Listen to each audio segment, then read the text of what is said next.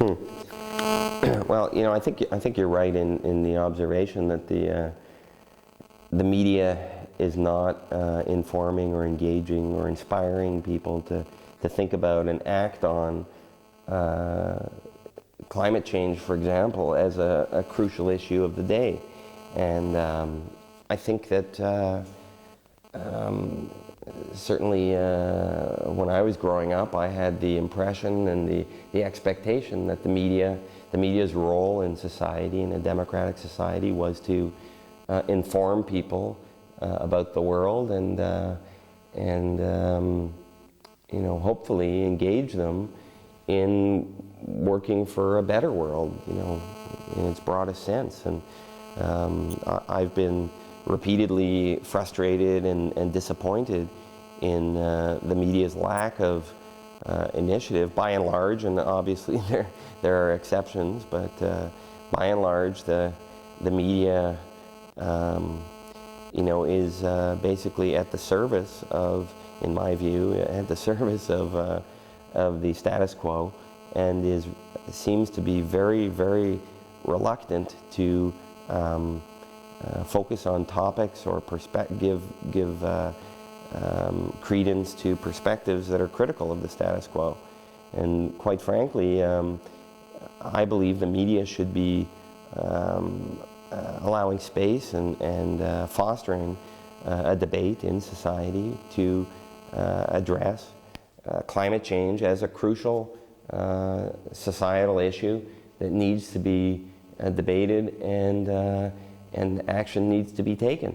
And I mean, pick up the Toronto Star and flip through it, and there's no surprise that it should surprise no one that there aren't many articles critical of Canada's heavy reliance on the automobile as a mode of transportation. I mean, you have full sections, wheels sections that tout the attractiveness and benefits of the latest model of car, of automobile, and you have full-page ads for cars, and you have full classified ads sections full of car ads and so forth. So there's and Chomsky has written about this, and many other media critics have talked about this, that there's the media has its own agenda. The media is owned by certain people who have a particular perspective on the world, and their newspapers reflect that perspective on the world. And quite frankly, if I owned the newspaper, there would be a very different slant on what on coverage of environmental issues, of social justice issues. If Judy Rebick owned the National Post, there'd be a lot more articles sympathetic to feminists, the feminist viewpoint of the world. So no one should be surprised that Conrad Black's view of the world is reflected in his newspapers.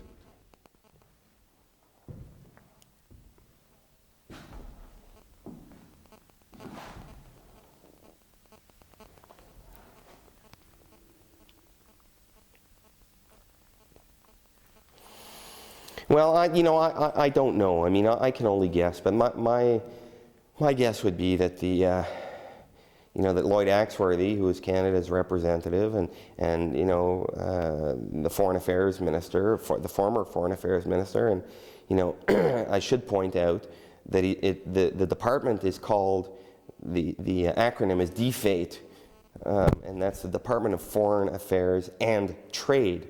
So, the trade gets a very high billing in the name, and I'm sure in the activities of the department. So trade is really what's driving. Certainly, it appeared at these climate talks that trade is what was driving the Canadian position.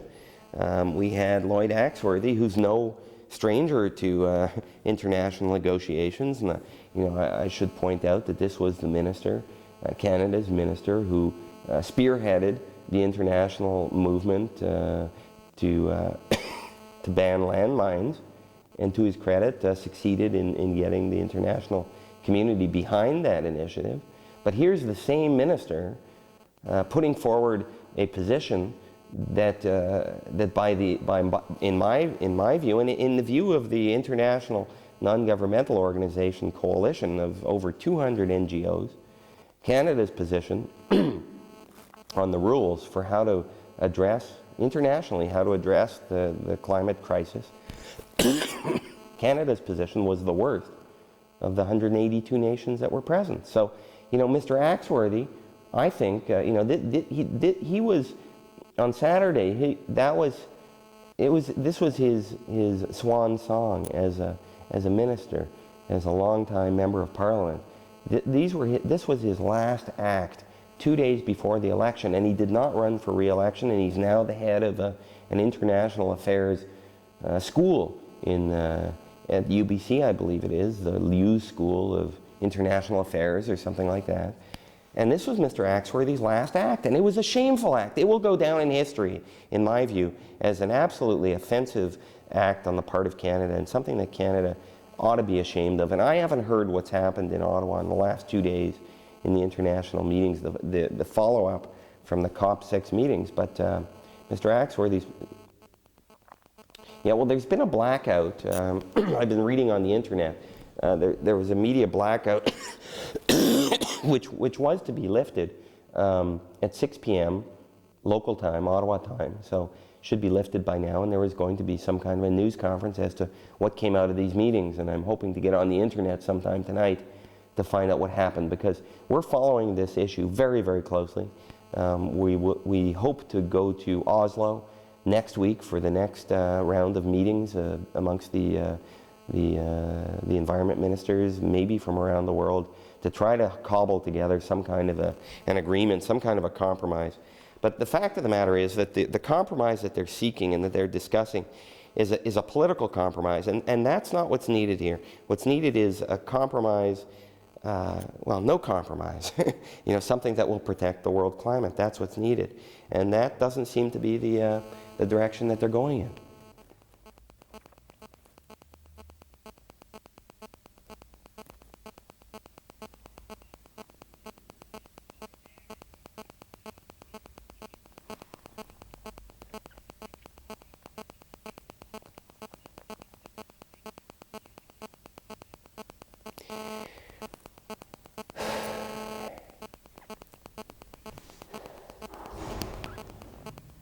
Oh yeah, I mean there's a it's widely understood here in the Netherlands that the climate talks fell apart and that they were a disaster, and that the talks were the chairman was Jan Pronk, and Mr. Pronk is the environment minister here, and I think there was a lot of pride and expectation that that they were going to work it out. I mean, that was the theme, the slogan of the conference, work it out.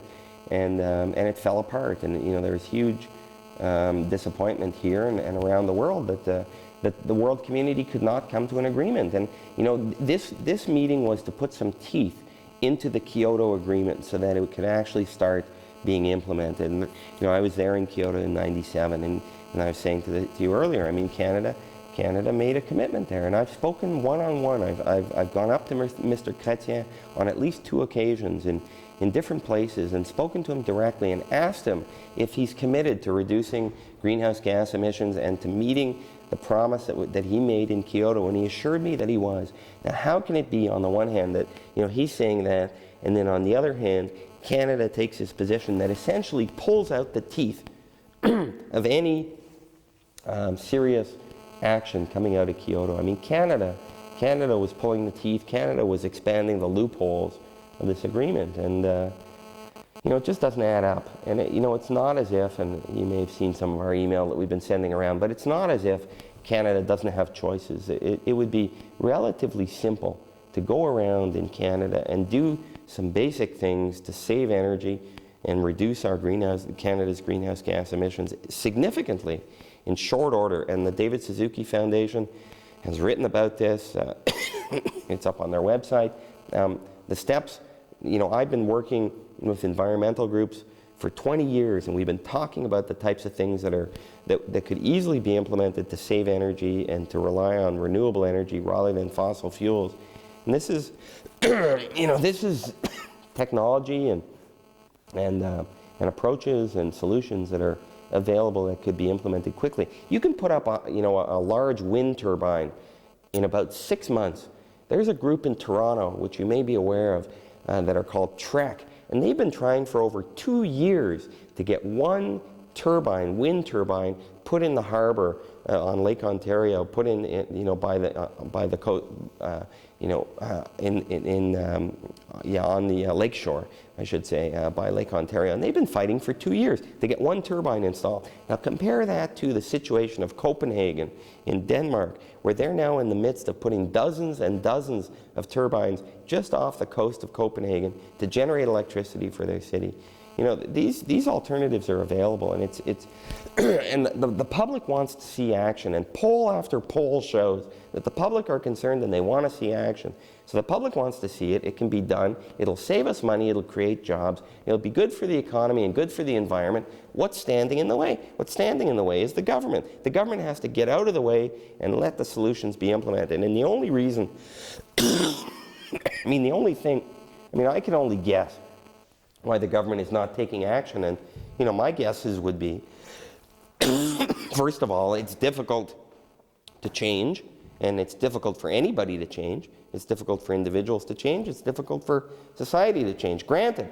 But, the other reason is, undoubtedly, that the large companies and the corporations like the Imperial Oils and the Exxons and the British Petroleums and the Shell Oil Company and the folks in Alberta who want to develop the tar sands, these folks have a vested interest in building more and more fossil fuel infrastructure.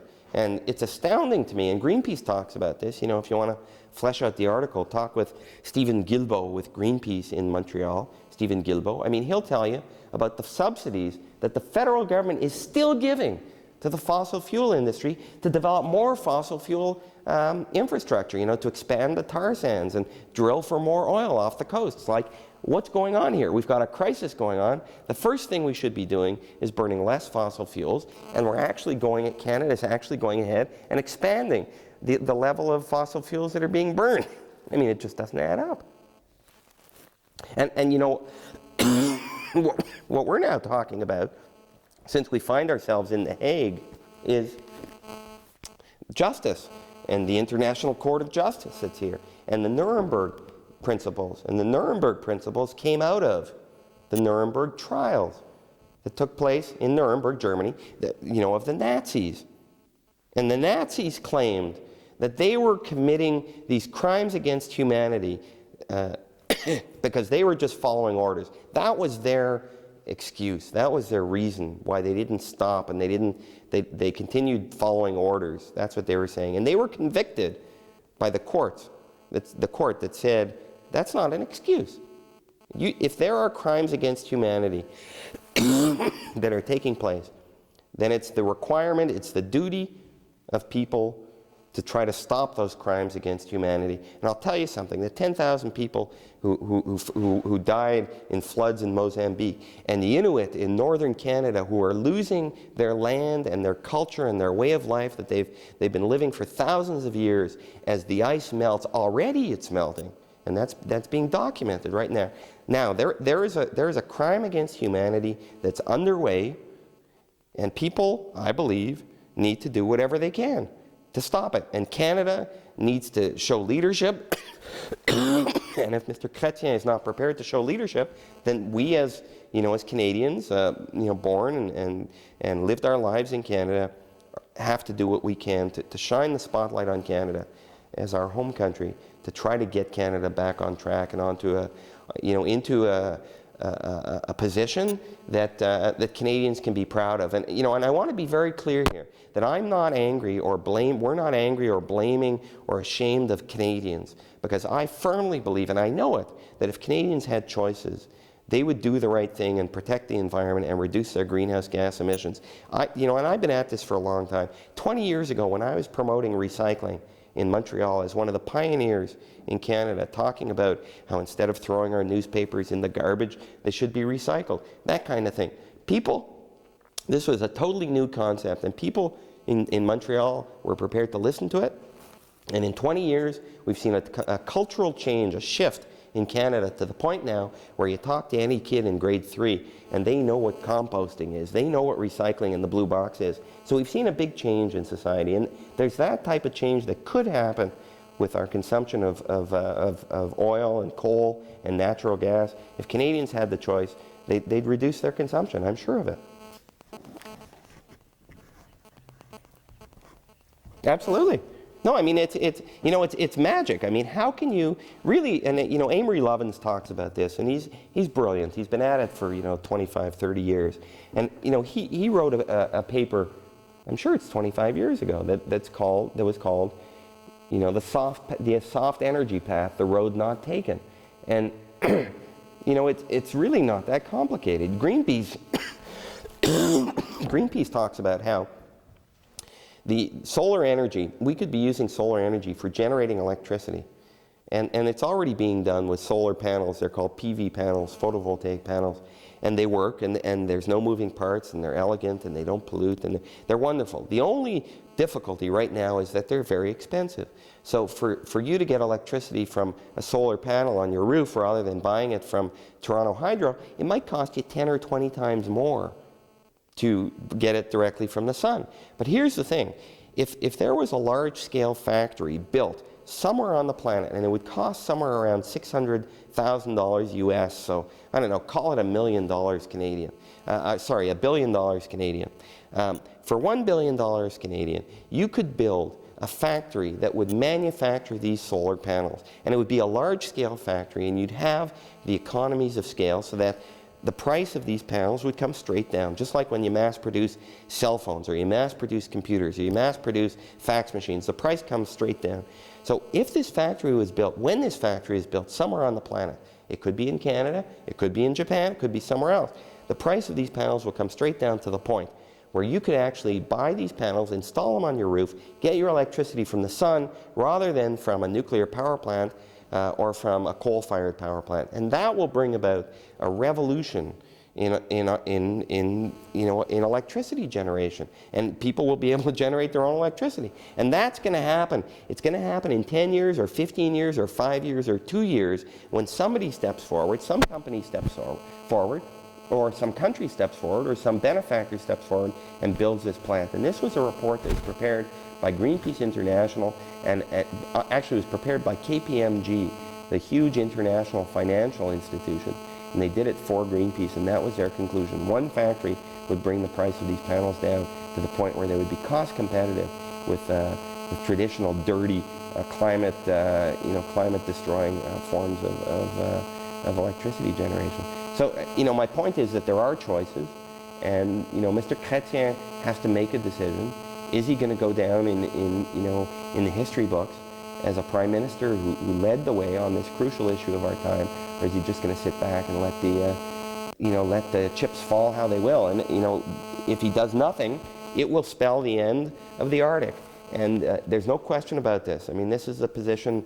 This was the position put forward by Henry Hengeveld, Canada's scientist, at the Hague meeting. He was part of the Canadian delegation. He was part of the news conference on Monday morning 2.5 weeks ago, or 2 weeks ago, when 2.5 weeks ago, when there was a Canadian delegation news conference. Mr. Axworthy was there, Mr. Hengeveld spoke, and he said that the current warming in the Arctic is on the order of 2 to 2.5 degrees Celsius. That's happened already. And the permafrost is melting, and there are massive changes underway that the Inuit are talking about and have been documented in a recent film put out by the International Institute for Sustainable Development. IISD is their website, .org, I think. Anyways, the changes underway are already massive. You see, because the warming that's taking place around the globe is an average of 0.5 to 0.6 degrees Celsius. But the warming is taking place at the poles 5 times faster. So you're getting a 2 to 2.5 degree warming in the climate, degrees Celsius, already underway. Now, here's the thing. Henry Hengeveld says, the scientist with the Canadian delegation, that by 2060, so within 60 years, there will be a warming of the Arctic on the order of 12 to 15 degrees Celsius. 12 to 15 degrees Celsius. The Arctic will melt away. We've already seen a melting of the of the sea ice in the Arctic. That's the sea ice of 40% in the last 3 decades. That's 40% with a relatively small warming of 2 to 2.5 degrees.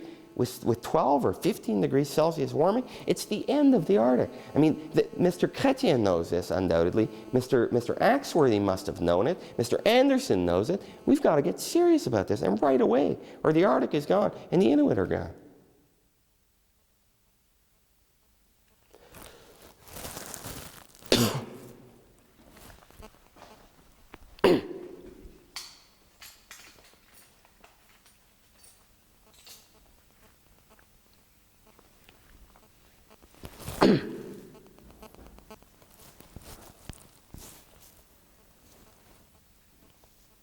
Yeah.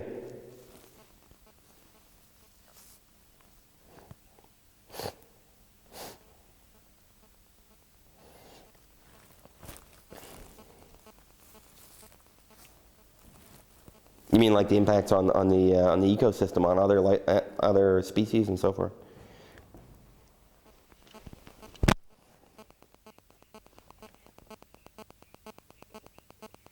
Mm. Right.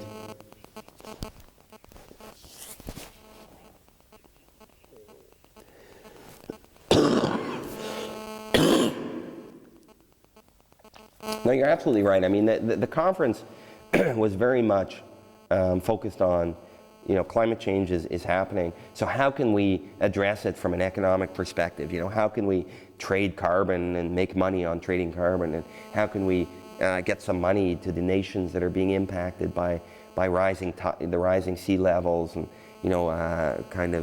adaptation? And how can we put money into funds and so forth? And, there's certainly an economic aspect to the changing climate, but the much bigger question and the much bigger impacts are ecological and global, and the impacts. I mean, we keep looking at the impacts from a human perspective. How's this going to affect our economy or the climate system and bigger storms and more violent storms, and how's that going to affect humans? Fact of the matter is, it's affecting all life forms on the planet. And we have we have a responsibility, I believe, not only to behave properly and justly amongst humans, but we also have a responsibility to behave fairly with the other life forms on the planet. And if what we're doing is, and the polar bears are an indicator species, what we're doing by warming the climate and by melting the ice in the north, we're taking away the polar bears' ability to eat.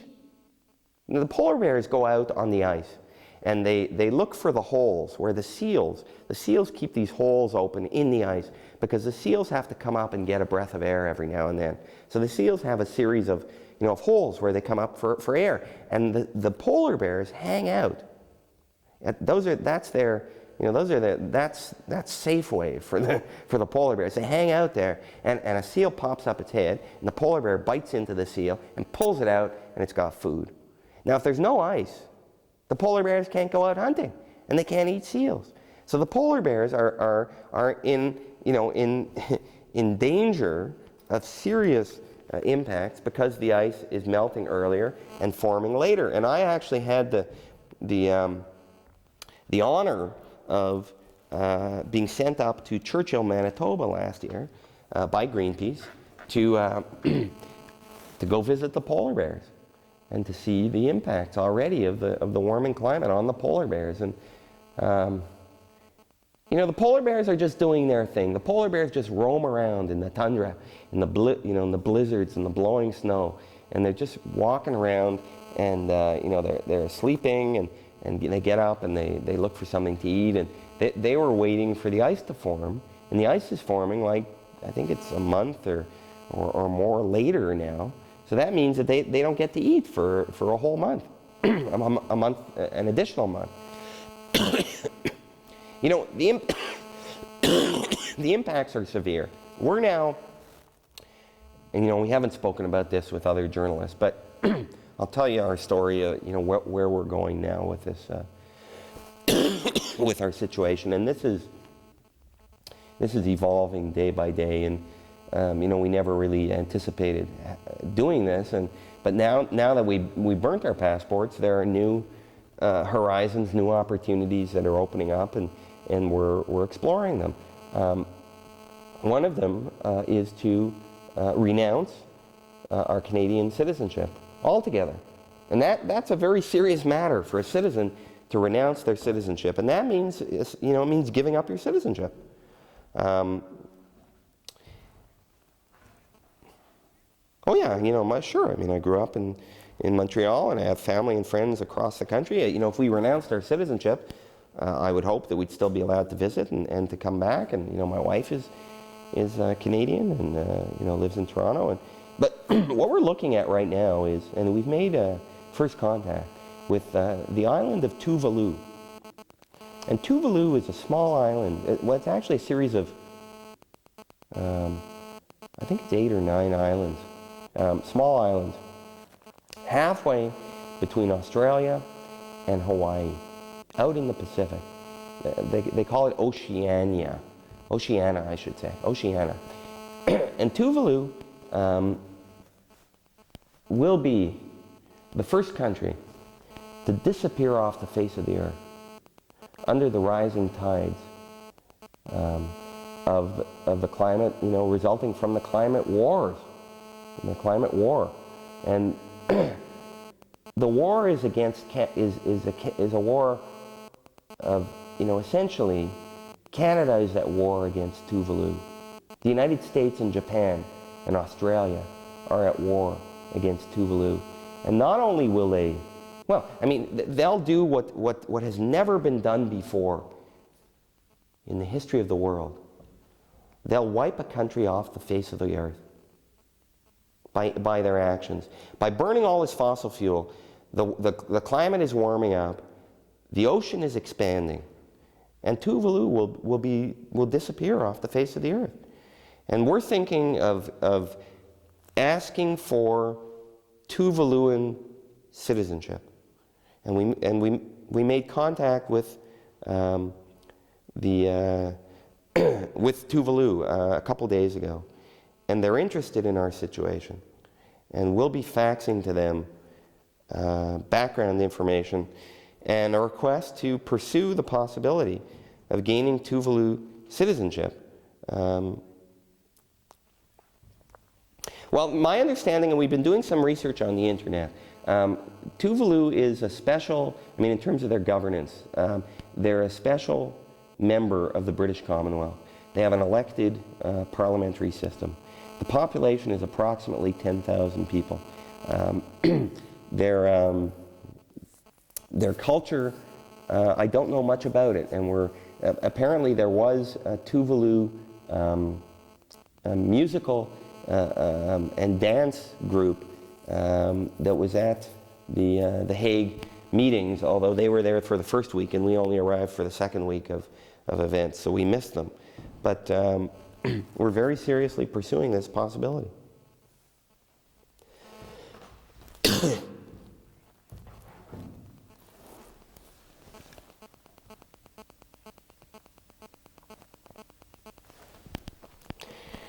Well, I'm not ruling that out, but let me put it this way. I've spent 25 years of my life trying to influence Canadian policy and trying to inspire Canada and the Canadian government to get onto a sustainable path. And I've been an advocate with community organizations, with Le Monde à Bicyclette, the bicycling advocacy group in Montreal. I started Vieille Nouvelle, Old News, a recycling group in Montreal. I've moved to Edmonton and worked for the Alberta government, teaching energy conservation skills to children throughout the province. And I was active with the Edmonton bicycle commuters and founded a group in Edmonton called the Eco City Society, and talking about how Edmonton could become an ecological city. Spent 3 years on the city council, and then moved to Toronto. I've traveled around the world, tracking down inspiring ecological stories. And at some point,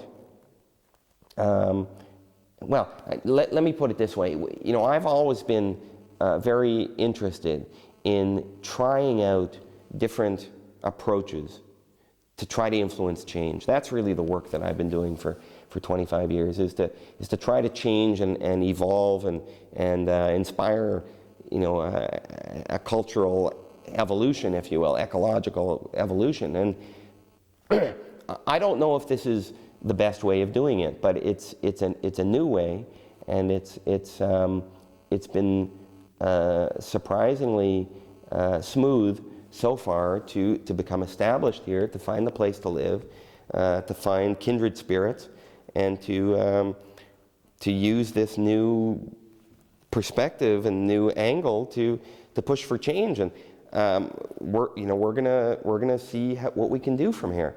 The Hague, you know, what's really intriguing to me about being in The Hague is the fact that this is the center of the headquarters of the International Court of Justice. And you know, we've come to realize that this is the climate issue, climate change as it's called, and it's a terrible phrase because change, well, who cares? Climate change, there's no urgency to it. So, you know, the climate war that we're talking about, it makes sense to use The Hague as a base, and we're actually looking into the possibility of having some country take Canada and the United States and Japan and Australia to court for crimes against humanity, and this is the place to do it. To give you an example or an analogy, the folks, the peace groups who have been fighting against the use of nuclear weapons for decades managed to get a ruling out of the International Court of Justice in The Hague that the use of nuclear weapons is illegal.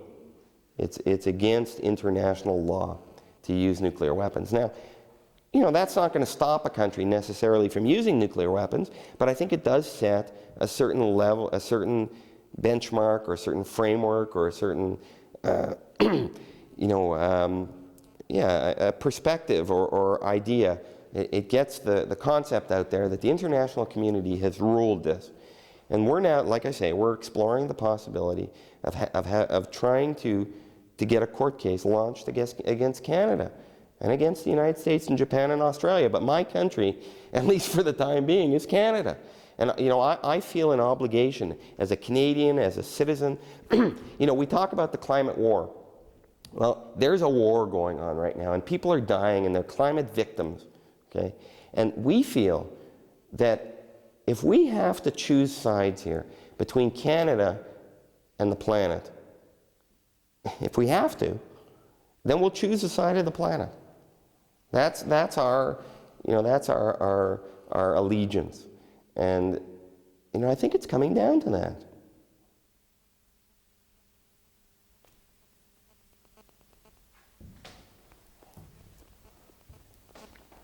Yeah, we're closely following the process, and this is something I'm interested in as, you know, as an activist. If you want to know what's going on, you just have to pay attention, really. And you know, we've been picking up through the internet and through email and by surveying the net and by, you know, people giving us clippings from the local papers, phone calls and so forth. We're piecing together what's happening next, like the COP6, as it's called, the Council of the Parties, the meeting in The Hague. The climate conference, the World Climate Conference, fell apart.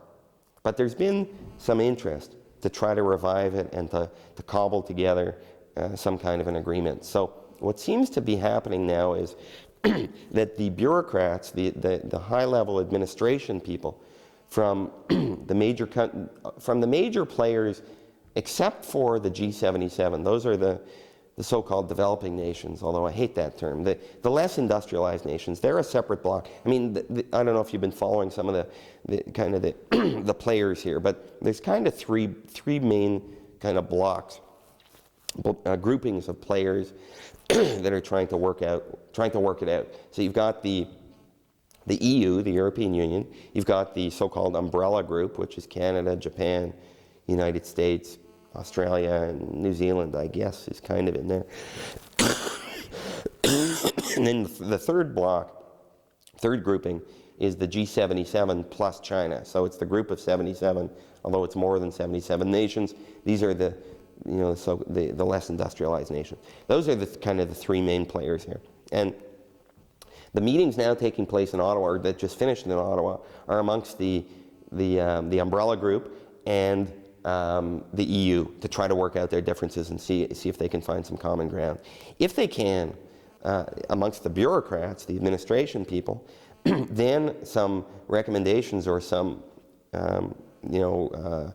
tentative agreement will go to the meeting amongst the ministers. I think it's the EU ministers, and possibly the umbrella ministers will show up as well. I don't know the details, but there's some kind of a meeting next week in Oslo. There's also a meeting of the European ministers this week.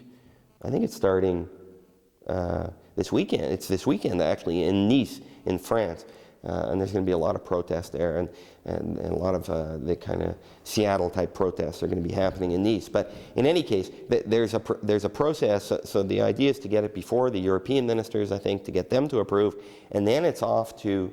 I've read various stories here, off to potentially to the UK in like 10 days' time. I don't have the calendar with me. I have it back at where we're staying, but. I've put together a calendar. There's a meeting, a final meeting between Clinton and Blair sometime in the next 10 days or so. So it'll probably be discussed then. And then the idea is to bring it to some kind of a gathering, I think basically what they're trying to do is to wrap up a deal before Clinton leaves office, before the new president, I guess Bush, is sworn in. I think it's on January 20th. And if they can pull that all together, then hopefully they figure that they can have something that they all agree on, which will be approved in Bonn in May. But presumably, Bush could then step in and try to unravel it. I don't know.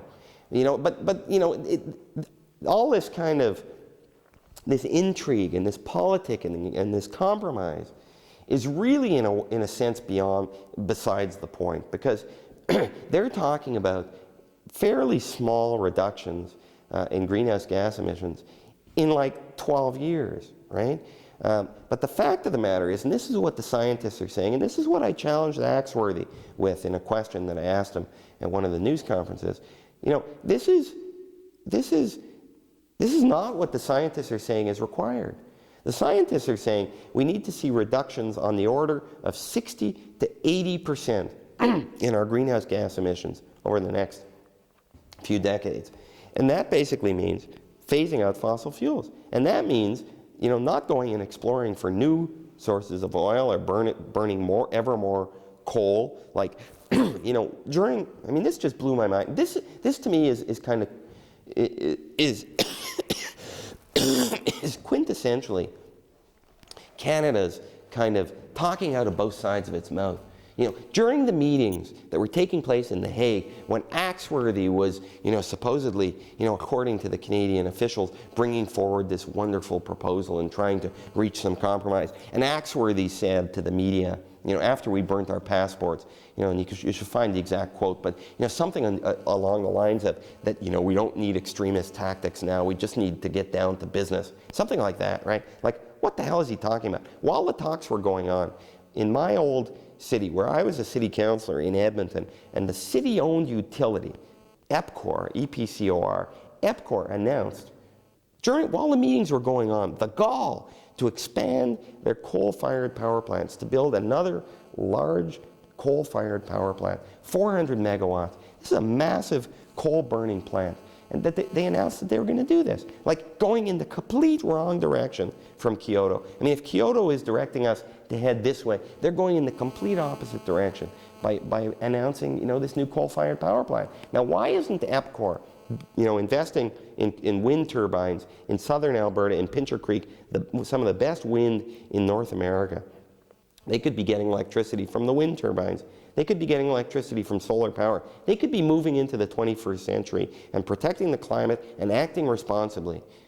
But instead, they're contributing to the disappearance of Tuvalu and Kiribati and, a whole bunch of other islands and cultures. I mean, it's immoral in my view. And somebody, and I hope more and more people will call them on it. And the NGOs in Canada were saying the same thing, that Canada's position is unacceptable. This is the David Suzuki Foundation, the Sierra Club, Greenpeace Canada, the International Institute for Sustainable Development, and on and on. Like, it's just, it doesn't add up, and it's outrageous.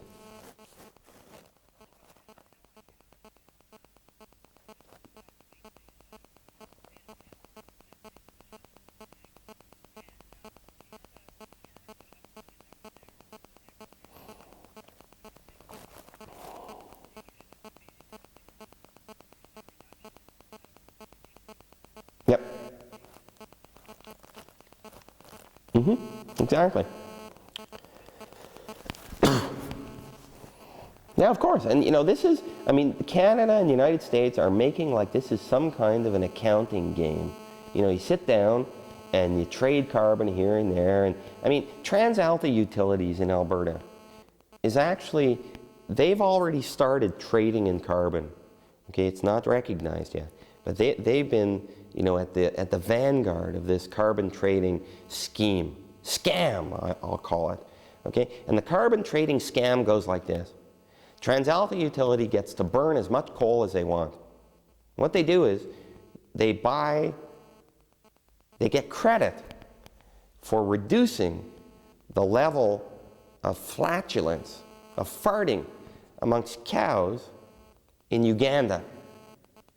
Now, I'm not joking here. Check it out on the net.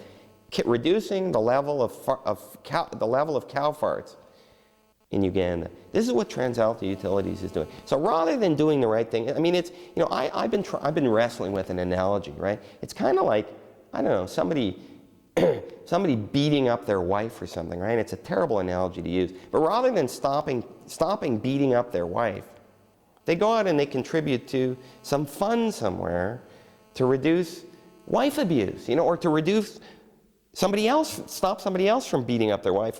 It just doesn't add up. It's like, stop doing the wrong thing. Stop burning all these fossil fuels. It's obvious that's what needs to happen, and just stop doing it. And, Amory Lovins and the Rocky Mountain Institute and, the David Suzuki Foundation, in their report they recently published called Power Shift, I think it is. Anyways, it's up on their net. They talk about how we can reduce, this is the David Suzuki Foundation, how we could reduce Canada's greenhouse gas emissions, not by trading and paying somebody else to plant some trees and so forth. We reduce our greenhouse gas emissions in Canada by 50%, in half. Okay? And we can do it in the next few decades. And they show how to do it, and they document it. Like, that's what needs to be done. It's simple things like changing the light bulbs, right? Like getting away from incandescent light bulbs that give you more heat than light, right? You want light, so they give you heat and light instead of just giving you light. So you can, it's simple to go into office buildings and change the lighting and reduce the electricity used by 25% or more. It's easy to design houses now in Canada that don't have furnaces.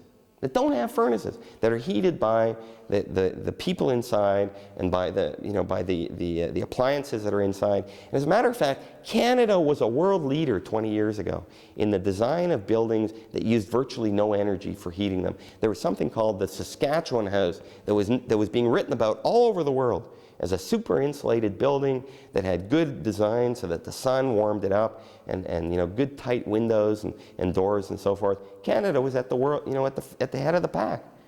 And Canada shut down, most of its energy conservation activities and just lost much of that expertise. Like, we're in Amsterdam, or in the Netherlands now. People are getting around by bicycle. In places like Delft, or in Groningen, or in Amsterdam, you've got 40 or 50% of the trips taking place in the city, going from A to B, are taking place by bicycle. And I've seen elderly people who can barely walk come out of the bank and get onto their bicycles and ride away. There's a culture here of it being totally normal and respectable to get around on a bike. Okay? So why can't Canada do similarly? Toronto has the potential to be the great bicycling city of North America. It's relatively flat. The temperature's not that extreme most of the time, although I hear now it's minus 10 or minus 15. Even that, I mean, I've ridden my bike year-round in Montreal in the thick snow, minus 30, 40 degrees in Edmonton. You can ride your bike around. It's not for everyone, granted, but people get out and ski around in the wintertime. They skate around in the wintertime. People can ride their bikes in the wintertime, and especially if there was some recognition and some respect for it. I mean, we're riding around The Hague here, and there are bicycle paths everywhere. They actually designed the road where there's more space on many of the downtown roads. There's more space for bicycles than there is for cars. People get around by bike because there's room for them, because the city's actually thought about it. You go into Amsterdam, and there's some of the most beautiful buildings, the Rijksmuseum, for example. Beautiful, incredible architectural masterpiece. It's the State Museum with, these incredible paintings. And they've got these archways through the building, which are reserved exclusively for bicyclists to actually ride their bikes through the building. So they go from one end, they can actually pass through the building. I mean, they've designed buildings so that bikes can pedal, people can pedal through the buildings. It's astounding. I mean, the culture and the embracing and the respect for bicycling here is such a relief for me. I've fought for 25 years trying to get, a bike path here, a bike path there, a few bicycle parking racks. And you have to fight like hell to get that in Canada. In Toronto, I lived on College Street, and there was a cyclist who got run over by a truck about a month ago because the city can't figure out how to paint a line on the road so that bicyclists have somewhere to ride.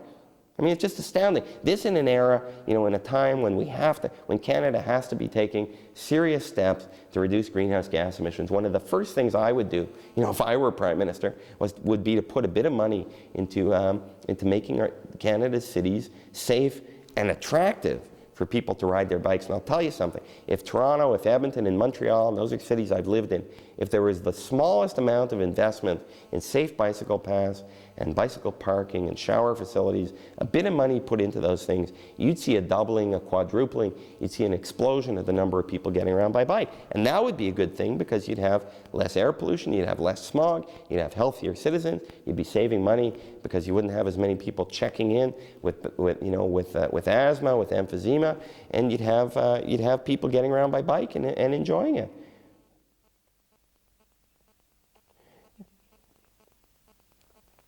Yeah. I mean, it's almost like they haven't even thought of it somehow. You've got people in Toronto who are supposedly promoting the bicycle, but, you don't have the political commitment to it. I have my brother Benji, my younger brother Benji, is now the bicycle coordinator for the city of Chicago in the United States. And, in Chicago, they've got a mayor who's a keen cyclist and wants to see the city transformed into a place friendly towards bicycles. You've got a very strong advocacy group with over 1,000 members, the Chicagoland Bicycle Federation, and you've got a federal government that's putting money into bicycle infrastructure. Significant money. So the city of Chicago can get millions of dollars to build bicycle paths and to make the city friendly towards bicycling. And they're doing it year by year. Things are getting better. I mean, I was just flipping through the Dutch the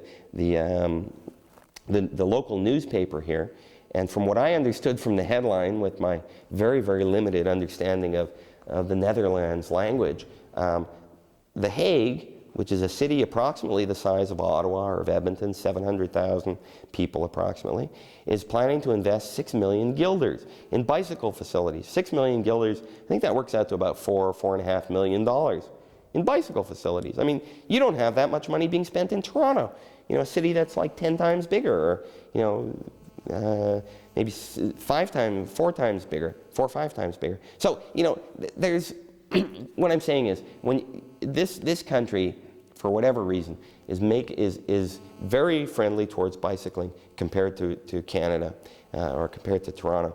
And even that said, it's not enough. They're going ahead and expending more money, significant sums of money, to make it even more attractive to bicycling. And when you do that, I mean, it's like, the way I look at it is, if you like butterflies, you don't just say you want to have butterflies. You got to, you put out some wildflowers, you put out some, you try to create an ecosystem that's attractive to butterflies, and almost by magic, the butterflies start to appear. And I've seen in Toronto a few butterfly gardens, and they're magical places because, you know, certain flowers have been planted, and the butterflies appear out of the air like magic. And you know, maybe they've traveled all the way from Mexico. The monarch butterfly travels from Canada to Mexico and back again. You know, although its habitat in Mexico is being destroyed. But, you know, be that as it may. My point is, if you want to see bicycles, if you want to see people choosing alternatives to driving their cars, you have to put in place infrastructure and spend a bit of money so that the choices are there. And when the choices are there, people make choices, and they do the right thing. And you know, and that's everybody would benefit by more people bicycling in Toronto. And if you know, by reducing the number of people driving around, not only do you address the climate change issue, you also address the smog crisis, which is getting worse and worse. And you've got, you know, upwards of 1,400 people every year in Toronto who are dying from the smog. You've got a quadrupling of the levels of childhood asthma in Canada in the last few decades because of the toxic air. I mean, and you talk to people in Toronto, you know, on a hot, smoggy day, and you ask them about the smog, everybody knows it's a problem. Everybody knows something needs to be done. So bonus, you know, you address the climate catastrophe, you address the smog issue, people end up being healthier, and you're moving people around the city, and it's, you know, and it's a success. You know, it's a winner all around. So you know, let's see it happen already. I'm getting impatient.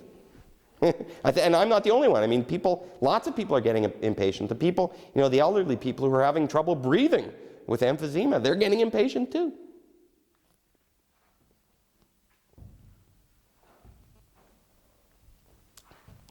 Good.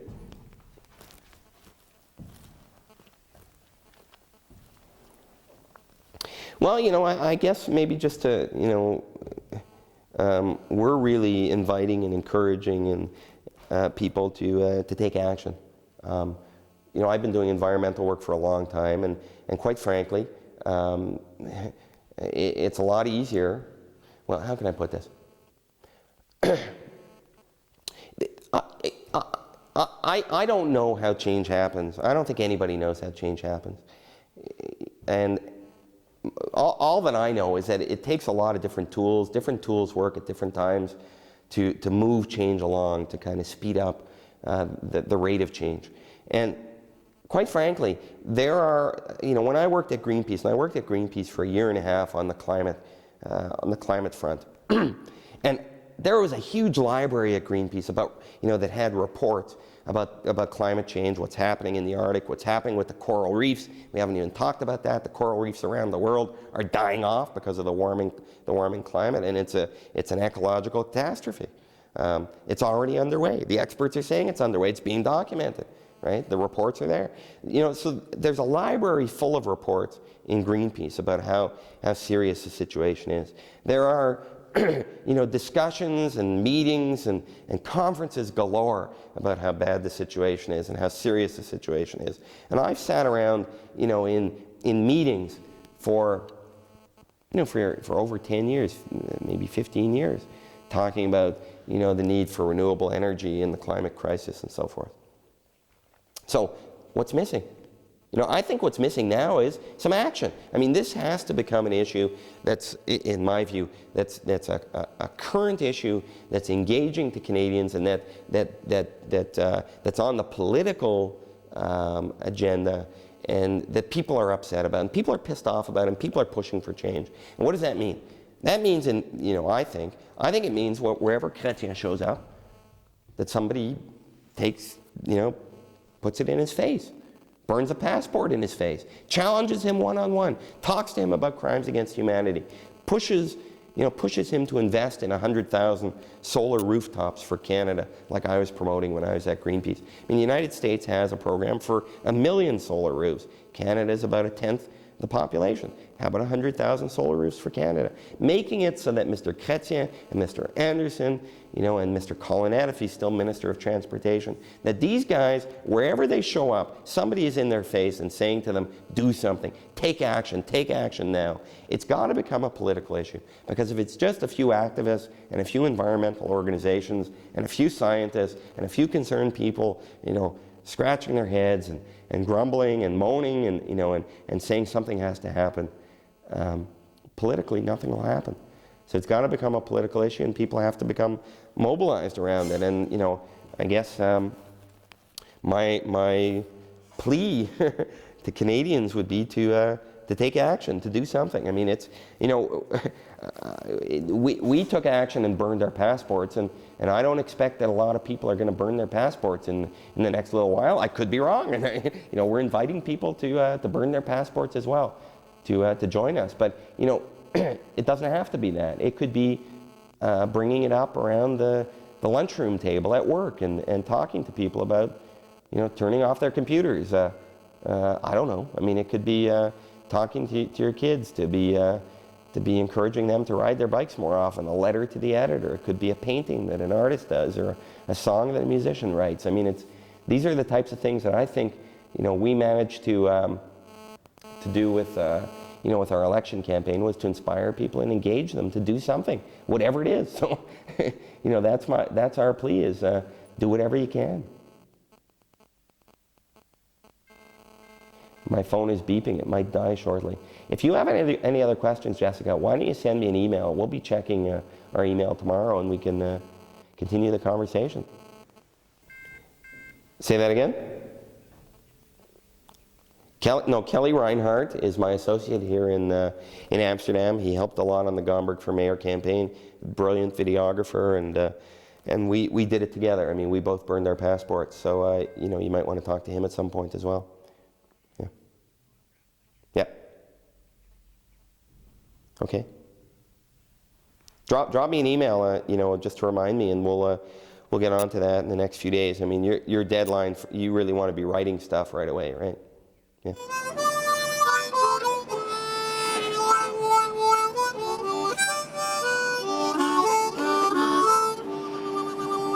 Cops are watching us.